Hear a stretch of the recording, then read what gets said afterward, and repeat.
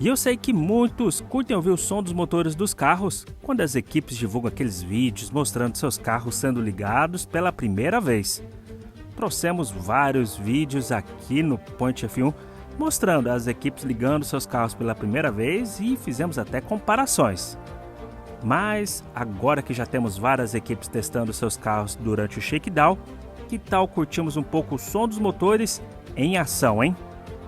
Bora então ouvir o som do motor da Mercedes na Mercedes W15, na Aston Martin MR24 e também na McLaren MCL38 e depois o som do motor da Ferrari SF24 e também da Red Bull Powertrains Honda que equipa o RB20.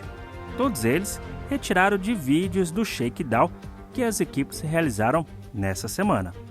Então já prepare o seu fone de ouvido ou aumente o som para apreciar esses motores e diz aí nos comentários qual vocês curtiram mais.